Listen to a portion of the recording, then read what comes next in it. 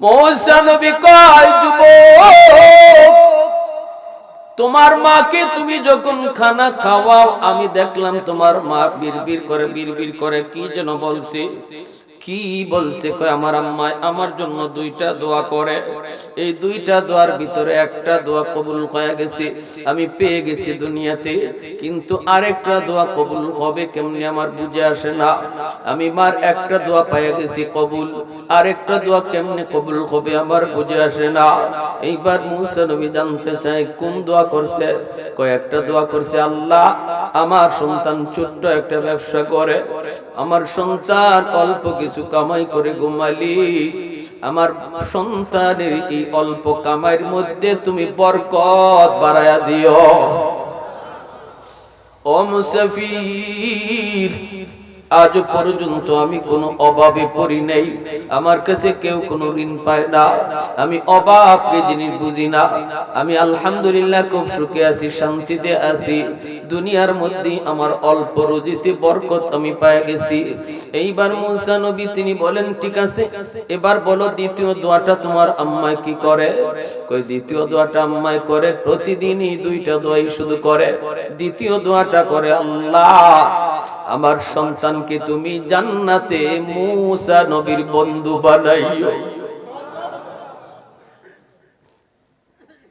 কিন্তু মুসা নবীর আমি জীবনে কোনোদিন দেখি নাই, দুনিয়াতে আমি কোনোদিন মুসা নবীর দেখি নাই, শুধু নাম শুনেছি বনি ইসরাইলের পয়গম্বর। জান্নাতে ওই মুসা নবীর বন্ধু আমি কেমনে হব? মার এই দোয়াটা কেমনে কবুল হবে আমার বুঝে আসে না। এই কথা বলতেই মুসা নবী সাথে সাথে আল্লাহর কুদরতি কদমে সেজদায় পড়ে কান্না শুরু করেছে। আল্লাহ আমার বুঝ হয়ে গেছে, কোন আমলের কারণে তুমি তারে আমার জান্নাতি বন্ধু বানায় দিছো। মুসা আলাইহিস সালাম কই, মালিক জান্নাতে বন্ধু আমার কে হবে? আল্লাহ কয়, অমুক বাজারের একজন কসাই তোমার জান্নাতে বন্ধু। মুসা নবী কই, মালিক আমি একটু দেখতে যাব, আমার জান্নাতি বন্ধু বুঝি একজন কসাই। এমন কেমন এক কসাই, সে কসাইগিরি কইরা কিভাবে নবীর বন্ধু হয় একটু দেখতে আমার মন চায়। কি আমলের কারণে সে এত বড় মর্যাদা পাইল, এত বড় সম্মান সে পাইল? মুসা নবী ঠিকানা লইয়া তিনি চলে গেলেন এই লোকটার খুঁজে। যায় তিনি বাজারে পেয়ে গেলেন একটা লোক এরকম ভাবে কসাইগিরি করে।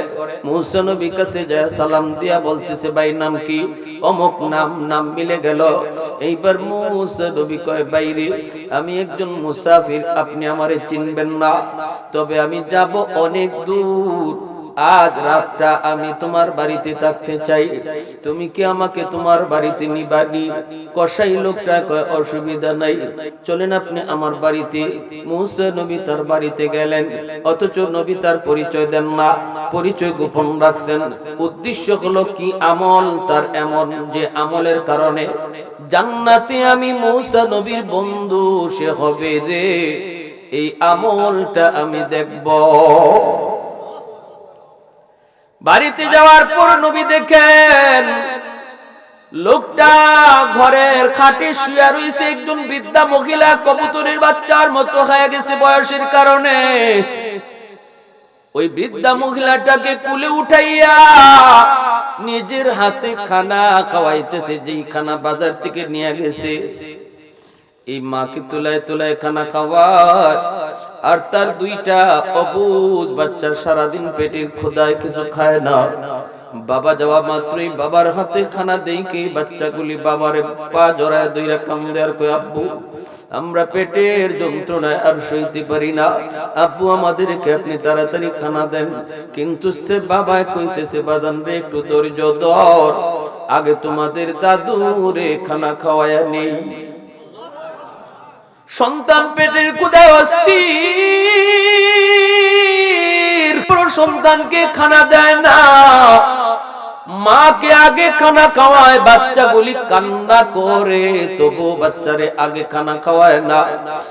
আল্লাহ বলেছে, বান্দারে তুই যখনই যা কিছু করবি সবার আগে বাপ মার কথা ইয়াদ রাখবি। খানা খাওয়ার ক্ষেত্রে দেখবি আমি আগে খাবো না, আগে আমার আম্মা খাবে। ঘরে গিয়ে খবর আগে তুমি নিবা, আম্মা খানা খাইছিনি, আব্বা খানা খাইছিনি, এই খবরটা তুমি আগে নিবা, এই খবরটা তুমি আগে নিবা। এটা আমার আল্লাহর নির্দেশ, আমার আল্লাহর নির্দেশ। এইবার মুসা নবী এই দৃশ্যগুলি দেখে তিনি বলতেছেন, বাইরে ইনি কেডা? কই ইনি আমার মা। এই বাচ্চাগুলি কার? বাচ্চাগুলি আমার। বাচ্চাগুলি কেন কান্দে? কয় সারাদিন খানা নাই, পেটের ক্ষুধায় কান্দে। কই দাও না কেন? কয় না, আগে আমি আমার মারে খাওয়াই, এরপরে বাচ্চারে খানা দেই। মুসা নবী কয়, আজকে কতদিন যাবত তুমি এইভাবে এই কাম করো? কতদিন যাবত তুমি এই আমলটা করো? মারে আগে খানা খাওয়াও, এরপরে বাচ্চাদেরকে খানা দাও। তখনই লোকটা কয়, মুসাফির, আজকে 40 বছর যাবত আমি আমার মাকে আগে খানা খাওয়াই। মুসা নবী কয়, যুবক, তোমার মাকে তুমি যখন খানা খাওয়াও, আমি দেখলাম তোমার মা বিড়বিড় করে কি যেন বলছে। কি বলছে? কয় আমার আম্মা আমার জন্য 2টা দোয়া করে, এই 2টা দোয়ার ভিতরে একটা দোয়া কবুল হয়ে গেছে, আমি পেয়ে গেছি দুনিয়াতে, কিন্তু আরেকটা দোয়া কবুল হবে কেমনে আমার বুঝে আসে না। আমি মার একটা দোয়া পেয়ে গেছি কবুল, আরেকটা দোয়া কেমনে কবুল হবে আমার বুঝে আসে না। এইবার মুসা নবী জানতে চায় কোন দোয়া করছে। কয়েকটা দোয়া করছে, আল্লাহ আমার সন্তান ছোট্ট একটা ব্যবসা করে, আমার সন্তান অল্প কিছু কামাই করে ঘুমালি, আমার সন্তানের এই অল্প কামাইয়ের মধ্যে তুমি বরকত বাড়ায়া দিও। ও মুসাফির, আজ পর্যন্ত আমি কোনো অভাবে পড়ি নাই, আমার কাছে কেউ কোনো ঋণ পায় না, আমি অভাবকে জিনিস বুঝি না, আমি আলহামদুলিল্লাহ খুব সুখে আছি, শান্তিতে আছি। দুনিয়ার মধ্যে আমার অল্প রুজিতে বরকত আমি পেয়ে গেছি। এইবার মুসা নবী তিনি বলেন, ঠিক আছে, এবার বলো দ্বিতীয় দোয়াটা তোমার আম্মা কি করে? কই দ্বিতীয় দোয়াটা আম্মা করে, প্রতিদিনই 2টা দোয়াই শুধু করে। দ্বিতীয় দোয়াটা করে, আল্লাহ আমার সন্তানকে তুমি জান্নাতে মুসা নবীর বন্ধু বানাইও। কিন্তু মুসা নবীর আমি জীবনে কোনোদিন দেখি নাই, দুনিয়াতে আমি কোনোদিন মুসা নবীর দেখি নাই, শুধু নাম শুনেছি, বনি ইসরাইলের পয়গম্বর। জান্নাতে ওই মুসা নবীর বন্ধু আমি কেমনে হব? মার এই দোয়াটা কেমনে কবুল হবে আমার বুঝে আসে না। এই কথা বলতেই মুসা নবী সাথে সাথে আল্লাহর কুদরতি কদমে সেজদায় পড়ে কান্না শুরু করেছে। আল্লাহ, আমার বুঝ হয়ে গেছে, কোন আমলের কারণে তুমি তারে আমার জান্নাতি বন্ধু বানায় দিছো। বুঝ হয়ে গেছে গো মালিক, আমার বুঝ হয়ে গেছে। সাথে সাথে মুসা নবী সেজদা থেকে মাথা উঠাইয়া লোকটারে বুকের সাথে বুক মিলায়া কান্দে আর কই, বাইরে তোমার মার দ্বিতীয় দোয়াটাও আল্লাহ কবুল করে নিছে। কেমনে জানোনি? আমি হলাম বনি ইসরাইলের পয়গম্বর, নাম হলো মুসা কালিমুল্লাহ। আমি আল্লাহর কাছে জানতে চাইছিলাম, আল্লাহ জান্নাতে বন্ধু আমার কেডা হবে? আল্লাহ তোমার নাম আমারে কইয়া দিছে। আমি আল্লাহর কাছ থেকে তোমার ঠিকানা নিয়ে আইছি তোমার আমলটা দেখার জন্য, কোন আমলের কারণে তুমি জান্নাতে আমার বন্ধু। আমি পায়া গেছি মার দোয়ার কারণে তুমি জান্নাতি বন্ধু হয়ে গেছো। একটু জোরে আওয়াজ দিয়া কোন সুবহানাল্লাহ, আর একটু জোরে কোন সুবহানাল্লাহ। প্রশংসা করব কার? আর একটু জোরে বলেন কার? ये जिक्र खुदा दिल में सदा रखने दिया कर, और नक्श खुदा दिल में जमा रखने दिया कर। क्या जाने हक इस्लाम है कोई फضل इलाही, हर वक्त दरे क़ल्ब खला रखने दिया कर। मुर्शिद की नजर ग़ज़ब बसर से न होती है, क्या खुश नजरी खुश नजरी खुश नजरी है। क्या खुश नजरी है दिल तूर के दिल जोर दिया सबका खुदा से क्या दिल शिकानी है क्या दिल शिकानी है मोहब्बतेर साथे आवाज दिया बोलेन अल्लाहु আকবার এ আল্লাহর গোলাম এজন্যই 2 নম্বর ফায়দা হলো যদি তোমার পিছনে তোমার মার দোয়া থাকে বাবার দোয়া থাকে মারে তুমি খুশি করে চলো আব্বারে তুমি খুশি কইরা সর্বদা চলো কোন সময় চোখ লাল করে কথা কও না কিরিমিরি খায়া বাবার সামনে তুমি কথা কও না নরম নরম ভাষায় তুমি কথা কও হাকিমুল উম্মত মুজাদ্দিদে মিল্লাত মাওলানা আশরাফ আলী থানভী রাহমাতুল্লাহি আলাইহি বলেন কেন তুমি নরম ভাষায় কথা বলবা না একটু কি তোমার মনে পড়ে না এরে যুবক তোমার কি মনে পড়ে না তুমি যখন শিশু ছিলা তখন কত আবদার বাবার কাছে করছো কত কথা তুমি বাবারে কইছো সেই আবদারগুলা বাবার সেদিন পূরণ করার ক্ষমতা তোমার ছিল না পকেটে বাবার এত টাকাও ছিল না যেই টাকা দিয়ে তোমার আবদার পূরণ করবে কিন্তু ওই দিন বাবা ধমক দেয় নাই তোমাকে মারে নাই আদর করে করে তোমারে বুঝায় রাখছে আদর করে করে তোমারে বুঝ দিয়া রাখছে আজকে বাবা যদি কিছু চায় বাবার যদি কিছু লাগে তুমি কেন চোখ লাল করবা ধমক দিবা শিশুকালে তো মা তোমাকে ধমক দেয় নাই বাবা তোমাকে ধমক দিয়ে তোমারে থামায়া দেয় নাই আদর করে করে থামাইছে হাকিমুল উম্মত বলেন একজন বাবা বৃদ্ধ বাবা সন্তানকে নিয়ে ঘরের সামনে বসা আছে ওই অবস্থায় বাবা বৃদ্ধ চোখে ঠিক মতো দেখে না বয়স বেশি হয়ে গেছে হঠাৎ করে বাবার কানে আসলো কাকের ডাক আমরা যারে কাউয়া কই এই কাকের ডাক কানের মধ্যে আসলো কা কা করে ডাকতেছে জওয়ান ছেলে বাবার পাশে বসা বাবা ডাক দিয়া কই বাজান এটা কিসের ডাক ছেলে কই আব্বা এটা কাকের ডাক বৃদ্ধ বাবা আবার কই বাবা এটা কিসের ডাক ছেলে আবারও কই বললাম তো কাকের ডাক আবার বাবা জিজ্ঞেস করে বাজান এটা কিসের ডাক মানুষ যখন বৃদ্ধ হয়ে যায় তখন দেখবেন এক কথা বারবার কয় মনে থাকে না একটা কথা বারবার কয় তখন বাবা তুমি রাগ কইরো না ছেলে রাগ কইরো না বাবা তুমি রাগ কইরো না শিশুকালে এক কথা তুমি একবার না 10-12 তুমি কইছো বাবা রাগ করে নাই বৃদ্ধ বয়সে মানুষ শিশু বাচ্চার মতোই হয়ে যায় শিশুরা যেমন শিশুকালে বাবার মুখের দিকে তাকায় থাকে বাবা বাজার থেকে কিছু আনলে সে পাবে ঠিক তেমনি বৃদ্ধ বয়সে বাপ মা সন্তানের মুখের দিকে তাকায় থাকে সন্তান কখন আসবে আর কখন নিয়ে দিয়ে যাবে এই অবস্থার ভিতরে ছেলে যখন বলতেছে এটা কাক বাবা তখনও জিজ্ঞাসা বাবা এটা কি ডাক কিসের ডাক 3 বারের সময় ছেলে রাগ কইরা কয় কিসে ইন্না লিল্লাহি কোথায়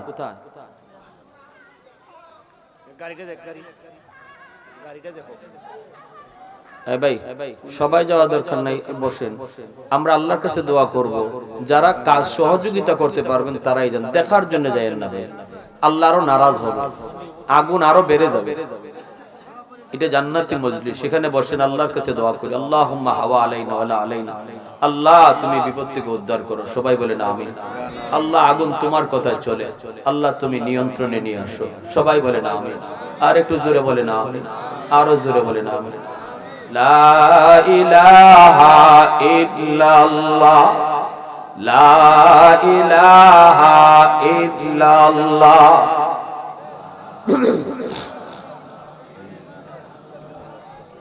লা ইলাহা ইল্লাল্লাহ জোরে লা ইলাহা ইল্লাল্লাহ উঠাউঠি করবেন না আর আল্লাহর ভয় উঠাউঠি করবেন না বসে পড়েন যারা আছেন বসে পড়েন আওয়াজ দিয়ে লা ইলাহা ইল্লাল্লাহ লা ইলাহা ইল্লাল্লাহ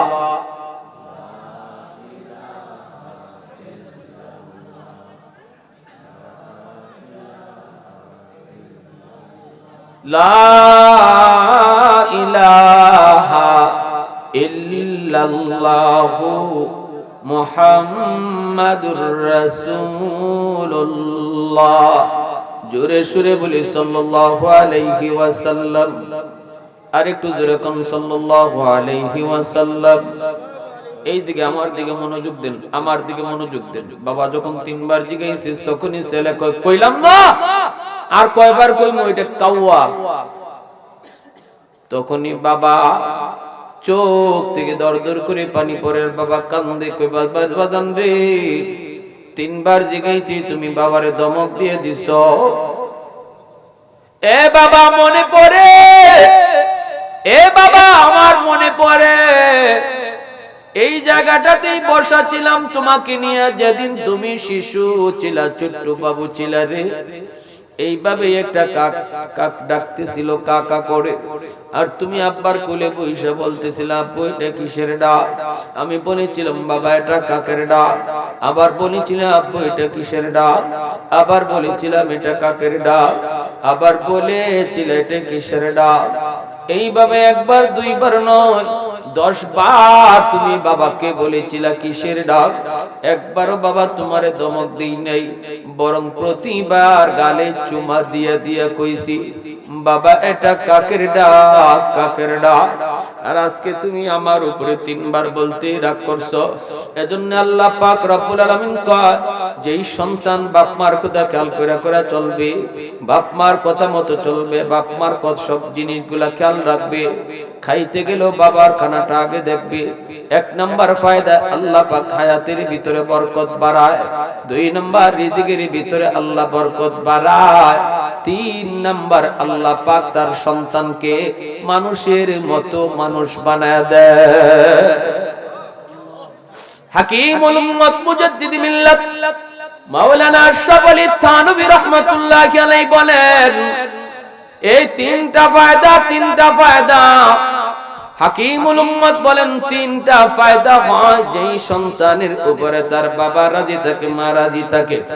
বাবা অসুস্থ হয়ে গেছে, ডাক্তার আনতে তুমি পরে যাও, আগে বাবার মাথার পাশে বইসা কপালে হাত দাও, দেখবা বাবা অর্ধেক সুস্থ হয়ে গেছে। এ যুবক একটু শুনো, খুশি করার তরিকা কয়েকটা কয়ে দেই। ঘুমাইতে গেছে বাবা, মশারিটা তুমি টানায় দাও, বাবার বিছানাটা তুমি কইরা দাও, দেখবা বাবার দিল খুশি হয়ে গেছে। বাজারে গেছো, কমলা দেইখা তোমার পছন্দ হয়েছে রে যুবক, এই কমলাটা কিনা তুমি সন্তানের হাতে আগে দিও না, মার হাতে আগে দাও, বাবার হাতে আগে দাও। এই কমলা কিন্তু মা সুলাইয়া নিজে খাবে না, তোমার সন্তান রে মা খাওয়াইব। কিন্তু মার হাতে দেওয়ার কারণে মার দিল খুশি হয়ে যায়। আল্লাহ কয় বান্দারে তোর এই আমলটা কইরা, এই কামটা কইরা শুধু তুই মারে খুশি করলি না, আমি আরশের মালিক রে খুশি কইরা নিছ। বেশি পয়সা লাগে না রে যুবক, আম্মা আম্মা কইয়া বেশি বেশি ডাক দিলেও মা খুশি হয়ে যায়। আব্বাকে বেশি বেশি আব্বা কইয়া ডাক দিলে আব্বার দিল খুশি হয়ে যায়। আল্লাহ পাক তোমার জিন্দেগীর লাইট আল্লাহ জ্বালায় দিবে। এই যে দেখতেছো লাইট জ্বলতেছে, এই লাইট জ্বলে না, এই লাইট জ্বলবে তখনই যখন পাওয়ার হাউস থেকে লাইন ওকে করব। এই লাইট লাগাইলাম, কিন্তু বাতি যদি জ্বালাইতে হয় পাওয়ার হাউস থেকে লাইন ওকে করা লাগবে।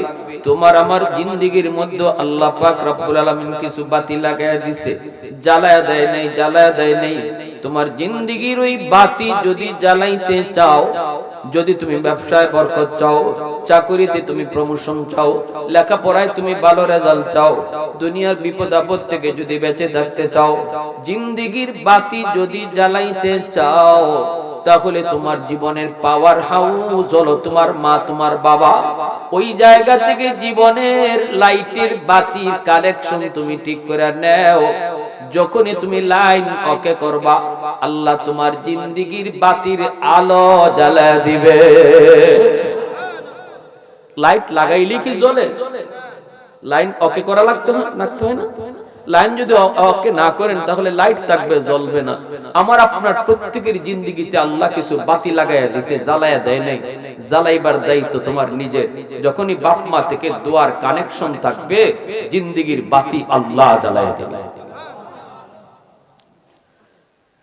আমার ভাইরা, আর যদি মার দিলে কষ্ট দাও, বাবার দিলে কষ্ট দাও, অনেক ছেলে আছে এমন বড় হওয়ার পরে মার কথা ভুলে যায়, বাবার কথা ভুলে যায়। মারে কয়, বাবারে কয়, তোমরা আলগা খাও, আমি আর তোমাদেরকে নিয়ে থাকবো না।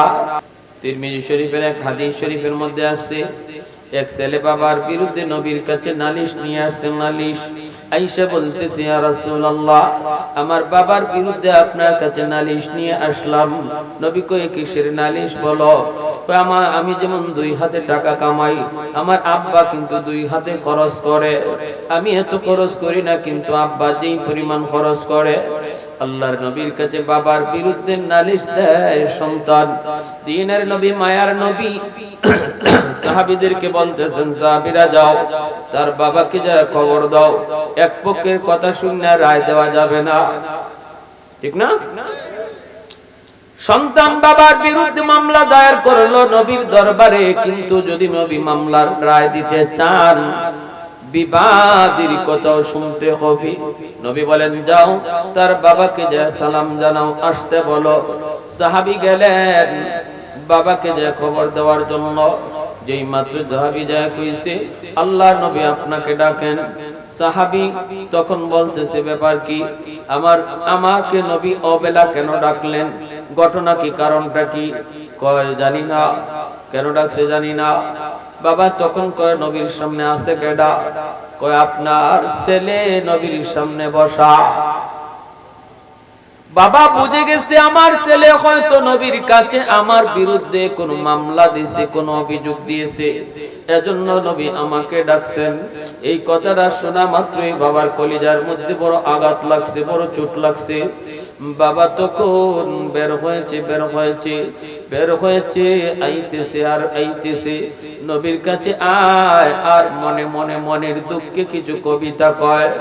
কবিতাগুলা লম্বা বলা সম্ভব না, শুধু মর্ম বলি। বাবা কবিতা কয় আর কয়, বাজান রে, একদিন আমরা ছিলাম শুধুমাত্র দুইজন ছিলাম, স্বামী স্ত্রী, 2 পরেই সংসার চলতো। মনের ভিতরে কত আশা ছিল, কোন দিন আমাদের কুল ভরবে, কোন দিন আমাদেরকে আল্লাহ পাক সন্তান দিবে। তুমি আসলা দুনিয়ায়, সেদিন থেকে আমাদের কত আনন্দ, কত খুশি। এরপরে তুমি আস্তে আস্তে বড় হইতে থাকলা, তোমাকে নিয়ে বাবার কত স্বপ্ন, কত আয়োজন। আস্তে আস্তে তুমি বড় হইলা, যখন যা চাইছো বাবা তোমাকে তাই কিনা দিয়ে দেওয়ার চেষ্টা করেছি। আজকে তুমি বড় হওয়ার পর বাবার বিরুদ্ধে নবীর কাছে নালিশ দিয়ে গেছো। তুমি বড় হওয়ার পরে আমি তো বাবা, তোমার কাছ থেকে বাবার মতো কোনো আচরণ পাই নাই। এমনকি একটা প্রতিবেশীর সাথে যে আচরণ করে, এতটা আচরণ আমি তোমার কাছ থেকে পাই নাই। এই কথাগুলা মনের ভিতরে কবিতার আকারে বলতে বলতে চোখের পানি মুছতে মুছতে নবীর দরবারে হাজির হয়। ওই লোক নবীর কাছে আসার আগে আল্লাহ জিব্রাইল আলাইহিস সালামকে আমার আপনার নবীর কাছে পাঠায় দেয়। জিব্রাইল আমিন আয়েশা কই, ইয়া রাসূলুল্লাহ, ওগো নবী, যেই বাবাকে আপনি খবর দিয়েছেন বাবা কিন্তু আইতেছি, আল্লাহ আমাকে পাঠাইছেন। বাবা আসার সাথে সাথে আপনি তারে জিজ্ঞেস করবেন তার মনের অজান্তে সে যে কথাগুলা বলছে, সে যে কবিতা পড়ছে, যেই কবিতার খবর আল্লাহ ছাড়া আর সে ছাড়া কেউ জানে না, তার মনের কথাগুলা যেন আপনাকে শোনায় দেয়। সুবহানাল্লাহ। আর একটু জোরে কন্যা সুবহানাল্লাহ। আল্লাহর নবী রহমতের নবীর কাছে বাবা যেই মাত্র হাজির হলো, নবীজির দরবারে আইসাই নবীকে সালাম জানালো। আইসাই দেখে ছেলে নবীর সামনে বসা। বাবাও তো বুঝে গেছে ছেলে নালিশ করছে। এইবার বাবা আসা মাত্রই নবী জিজ্ঞেস করতেছে, তোমার মনের ভিতরে এমন কোন ব্যথা আছে গো, যেই ব্যথার খবরটা আল্লাহ জানে আর তুমি জানো, আর কেউ জানে না, ওই কথাগুলি তুমি আমাকে শোনাও। সাথে সাথে বাবা কয়, মান আখবারাক ইয়া রাসূলুল্লাহ, ওগো নবী আমি অবাক, আমার মনের কথাগুলো আপনাকে কে জানাইলো? আমার মনের কথাগুলি আপনারে জানাইলো কে? নবী কয় নাব্বানি আল্লাহ, আমার আল্লাহ আমাকে জানায়া দিয়েছে। এইবার বাবার চোখ থেকে দর দর করে পানি পড়ে আর কান্দে, আর কবিতাটা নবীরে শোনায়। কোন কবিতাটা পইরা পইরা আইছিল, কানতেছে বাবা। আর ওই কবিতাটা কয়, একদিন ছিলাম একা, মনের ভিতরে কত আশা ছিল, হব কোন দিন দুইজন হলাম, তারপরে আশা জাগলো হব কোন দিন তিনজন, সন্তান আসলো হইলাম আমরা তিনজন। এরপরে মনের ভিতরে আশা, আমার সন্তান কবে হাঁটা শিখবে, কবে আব্বু ডাকবে। এই আশা পূরণ হলো, সন্তান বড় হলো। এরপরে আজকে আমার সন্তান আজকে আমার সাথে এতটুকু ভালো আচরণ করে না, যতটা ভালো আচরণ প্রতিবেশীর সাথে করে গো নবী। এই কথাগুলা যখন নবীর বাবাই শুনাইতেছে, আমার নবীর দুলু চোখ দিয়া গড়গড়ায়া পানি পড়তেছে। নবীজির মনে পড়ে গেছে, আমি তো এমন এক সন্তান, যেই সন্তান জীবনে কোনোদিন বাবা দেখি নাই। বাবা কেমন আমি নবী তা জানি না। আব্বু ডাকের ভিতরে কত মজা আমি নবী তা বুঝি না। নবীর সামনে যখনই কোনো সন্তান বাবাকে আব্বা কইয়া ডাক দিত, নবীজির চোখ দিয়া পানি চলে আসতো। সন্তান জানে আব্বা ডাকির ভিতরে কত মজা, কত স্বাদ, কিন্তু এই মজা আমার আপনার নবী কোনদিন পান নাই। যেরকম সুবহানাল্লাহ। নবীজির চোখ থেকে দর দর করে পানি পড়ে। নবীজি উঠে গেলেন, দাঁড়ায় গেলেন। দাঁড়ায় আল্লাহ নবী যেই ছেলে এসেছিল অভিযোগ নিয়ে, ছেলের কলারটার মধ্যে এইভাবে নবী ধরছেন। নবী এক হাতে নিজের চোখের পানি মুছে, আর এক হাতে ওই ছেলের কলার ধরছে। কলারটা ধরে নবী এইভাবে দাঁড় করায় ফেলছেন। উঠে বলতেছেন, আনতা ওয়া মালুকা লি আবিকা, আনতা ওয়া মালুকা লি আবিকা। আজকে থেকে আমি নবী তোমার সিদ্ধান্ত শুনাই দিতেছি রে যুবক। বাবা কোন জায়গায় টাকা পয়সা খরচ করে, তোমার বাবা তো সব বইলে দিছে। সে তো কোনো গুনার কাজে টাকা ব্যয় করে না, দিনের প্রতি ব্যয় করে, অভাবীদেরকে দান করে, তোমার আত্মীয় ফুফু ফুফাকে দান করে, নিকট রক্তের মানুষ গুলারে সাহায্য করে, অন্যায় পথে তো দান করে না। তা সত্ত্বেও বুঝি তুমি বাবার বিরুদ্ধে নালিশ নিয়ে এসেছো। আর বাবার কলিজায় এত ব্যথা কেন, বাবার কলিজায় এত কষ্ট কেন? শোনো, আমি নবী তোমারে শুনাই দিতেছি, আজকে থেকে তুমি এবং তোমার কামাই করা সমস্ত সম্পদের মালিক তুমি নও, বরং তুমি এবং তোমার সব মালের মালিক হলো তোমার বাবা। তুমিও তোমার সম্পদেরও মালিক তোমার বাপ। তোমার উপর সিদ্ধান্ত চলবে বাবার, তোমার সম্পদের উপর সিদ্ধান্ত চলবে বাবার। সুবহানাল্লাহ। এজন্য ভাইরা বন্ধুরা, বাস্তব একটা ঘটনা শোনাই। যারা মারে বাবারে কষ্ট দেয়, একটু দিলটা নরম করে কথাগুলো শোনো। ওই দিন বিশ্ব মা দিবসে পত্রিকায় পড়েছি, একজন যুবক তার নিজের জীবনের কাহিনী বলতে যায় বলতেছে, আমার মতো সন্তান দুনিয়াতে কেউ হইও না রে, আমার মতো সন্তান কেউ হইও না। কেন? সেই যুবক বলতেছে, আমি যখন শিশু তখন আমি দেখি আমার মা আমাকে কষ্ট করে করে লেখাপড়া করায়। একটু বুঝ হওয়ার পরে বুঝলাম আমার বাবা নাই। আম্মাই কই, বাজান তুমি জন্মের কিছুদিন পরে তোমার আব্বা মারা গেছে, মানুষের বাড়ি থেকে ধার করে করে তোমারে পড়ালেখা করাইছি। মা, আমার আব্বা আমার ভাই এসেছে, অন্যত্র আমাকে বিয়ে দেবে, কিন্তু আমি স্বামীর ঘর ছেড়ে যাই নাই। আমি সাফ সাফ জানিয়ে দিছি, বাবা আমি অন্য জায়গায় বিয়ে বসবো না। আল্লাহ আমাকে একটা মানিক দিছে, মানিক। আমি আমার মালিকের চেহারা দেখে জীবন যৌবন কাটায় দিব, কোথাও আমি মা বিয়ে বসবো না। এই কথাগুলা আমাকে বলছে। ভাইয়েরা বন্ধুরা, এইবার একটু মনোযোগ দিয়ে খেয়াল করে শুনো রে যুবক। যেই মাত্র ওই যুবক কয় আমি যখন প্রাইমারি স্কুলে গেলাম, হাই স্কুলে গেলাম, কলেজে গেলাম, তারপরে আমি কলেজে লেখাপড়া শেষ করে চাকরি নিলাম, সুন্দরী একটা বউয়ের প্রস্তাব আইলো, একটা সুন্দরী বড় লোকের মেয়ের সাথে আমার সম্পর্ক হয়ে গেল। আমি মাকে বললাম, মা অমুক জায়গায় বিয়ে করতে চাই। মা কইছে, বাজান রে, আমরা গরিব মানুষ, এত উপরে তুমি যাও না। বাবা, এত ধনী জায়গায় তুমি যাও না, ধনীর মেয়ে গরিবের ঘরে আইসা টিকে না। কিন্তু আমি কইছি, মা তুমি টেনশন করো না, কোনো অসুবিধা নাই, সব আমি তারে কইছি। এইভাবে আমি মারে বুঝায় বুঝায় আমি বিয়া করে ফেলছি। কিন্তু বিয়া করার পরে বুঝলাম মার কথাই সত্য। আমি তো প্রেম কইরা বিয়ে করছি, আমি তো তারকে ভালোবাসে বিয়ে করছি, এজন্য বউয়ের প্রতি আমি ছিলাম বড় দুর্বল। অফিস থেকে আসার পরে মার বিরুদ্ধে আমাকে নালিশ দেয়। প্রথম দিন আমি বিশ্বাস করি না, উল্টা আমি বউরে ধমক দেই, তুমি আমার মার বিরুদ্ধে নালিশ দিও না, কারণ আমি জন্মের পর বাবা কেমন, বাবার চেহারা দেখি নেই।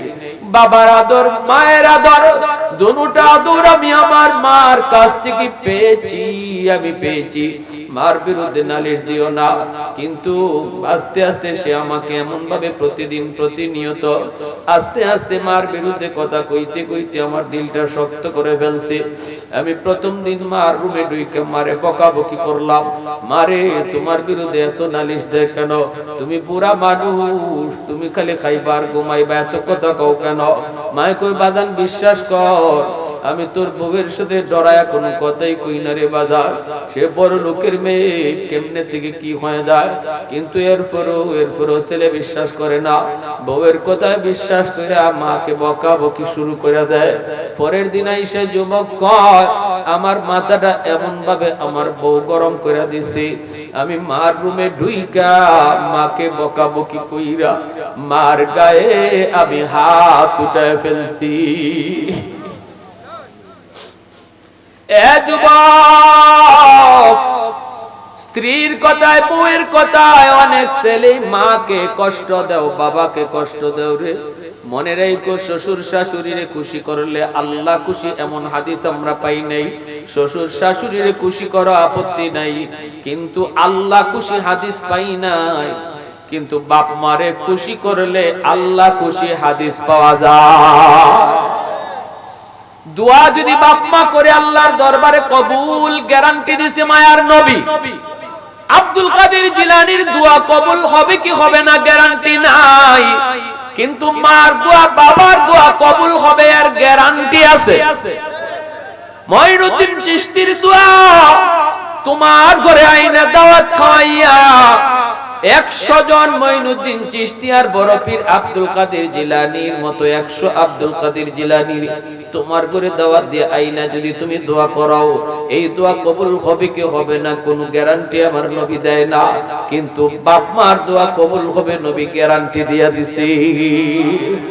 একটু জোরে আওয়াজ দিয়ে কওনা সুবহানাল্লাহ। তাহলে তুমি ঘর থেকে বাইরেতেছো, কার ভরসায় তুমি বাইরেতেছো? কার দোয়া নিয়ে বাইরিবার কথা ছিল তোমার? মার দোয়াটা নিয়ে মারে জিগায় যদি তুমি ঘর থেকে বার হইতা, মার অন্তরটা খুশি হয়ে যাইতো। বাকি ঘরে ফিরা পর্যন্ত আল্লাহ পাক তোমার নিরাপত্তার জিম্মাদার হয়ে যাইতো। আল্লাহ তোমার জিম্মাদার হয়ে যাইতো যদি মারে বাবারে খুশি কইরা মারে জিগায় ঘর থেকে বাইরে তাই, কারণ আল্লাহ তো খুশি হয়ে গেছে। এইবার তোমারে বিপদ থেকে বাঁচানি তো আল্লাহর দায়িত্ব, ঠিক কিনা জোরে কও? আল্লাহ। ওই যুবক কয় আমি মার গায়ে হাত উঠাই ফেলছি। যেই মাত্র হাত উঠাইছি মা হাউ মাউ করে চিৎকার কান্না দিয়া কয়, বাজান রে, বউয়ের কোথায় আজকে তুই মার গায়ে হাত উঠে ফেললি, অথচ যে হাত দিয়া তুই মারে মারছ, এই হাতটা মা চুমায়া চুমায়া বড় করছি।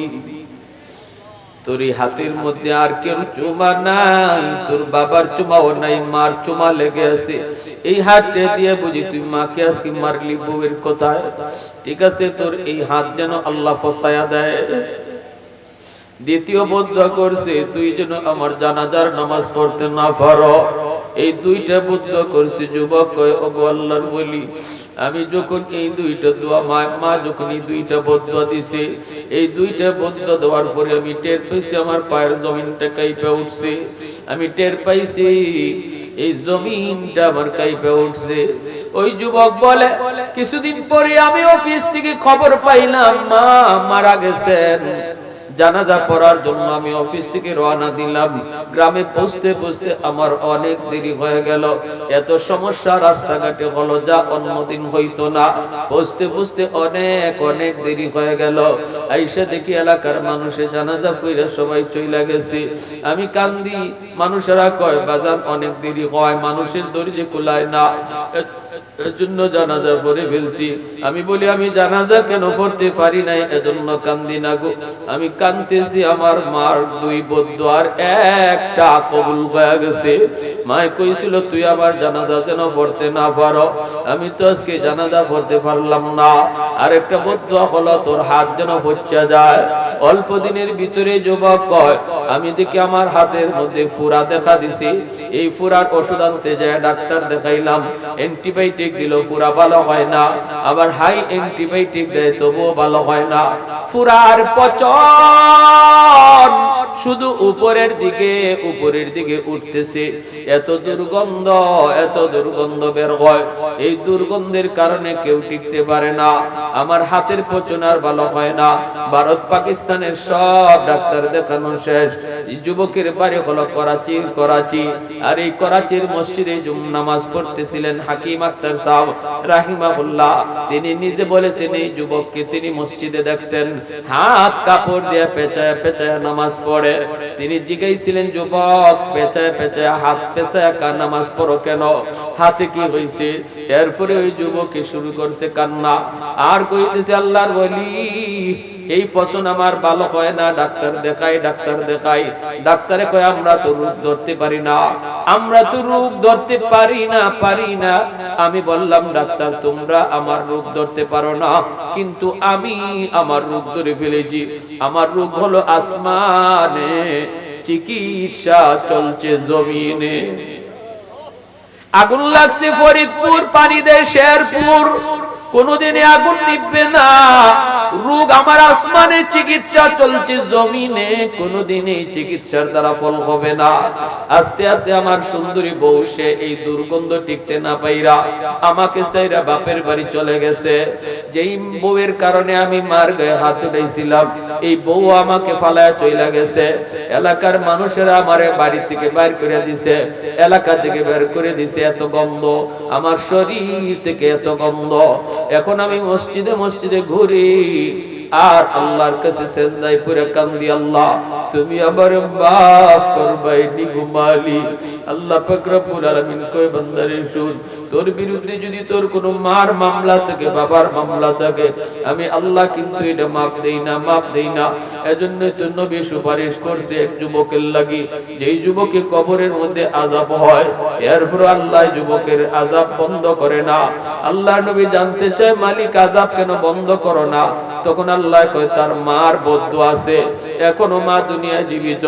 এই মায় মাফ না দিলে বন্ধু তোমার সুপারিশ আমি কবুল করতাম না। এজন্য বলি যুবক তুমি কারে দুনিয়াতে খুশি করো, আর কারে কলিজায় কষ্ট দিচ্ছ। আজকে রাতটা যদি আমরা এই নিয়ত করে যাই, আল্লাহ এতদিন যা কষ্ট দিবার দিছি না বুঝে দিছি, আল্লাহ আর মারে কষ্ট দিতাম না। আজকে রাত্রি যে যদি মাফটা চাই নিতে পারো, আর যদি তুমি মাফ চাই আমারে খুশি করে ঘুমাইতে পারো। নবী কয় মান আসবাহা মুতিআন লিল্লাহি ফি ওয়ালিদাইহি আসবাহা লাহু বাবান মাফতুহান মিনাল জান্নাহ। সকাল হওয়া মাত্রই তোমার জন্য জান্নাতের দুইটা দরজা খোলা হবে।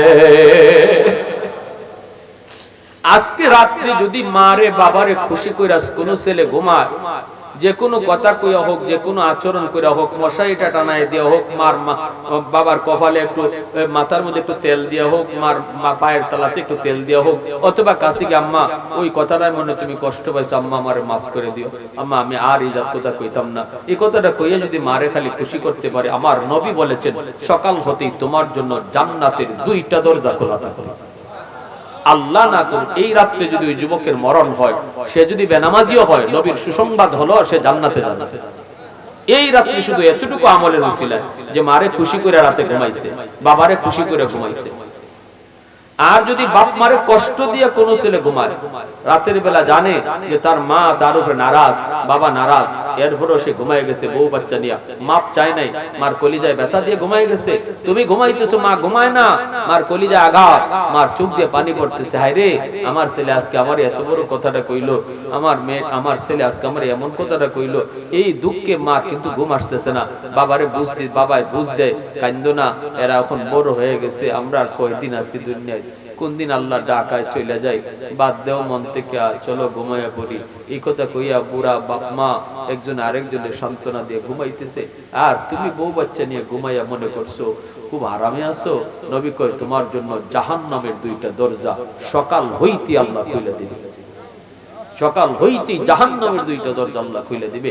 এই রাত যদি তোমার মরণ হয়, তুমি যত বড় হাজী হও, যত বড় তাহাজ্জুদ গুজার হও, এই রাত যদি তোমার মরণ হয়, যেই রাতে বাপ মারে কষ্ট দিছো, ডাইরেক্ট জাহান্নাম, তুমি ডাইরেক্ট জাহান্নাম। এজন্য আজকে রাতে বাপ মারে খুশি করে ঘুমাবো, এমন কার কার নিয়ত আছে একটু হাত উঠে আল্লাহরে দেখান। আল্লাহ কবুল করে। যাদের বাপ মা নাই, যাদের বাপ মা নাই, তারা খুশি করার একটা তরিকা কইয়া দেই। প্রতিদিন প্রতি সপ্তাহে জুম্মার নামাজ পড়া, মান যারা কবর আবাওয়াইহি ফি কুল্লি জুমআতিন গুফিরা লাহু কুতিবা বাররান আও কামা ক্বালা নবী আলাইহিস সালাম।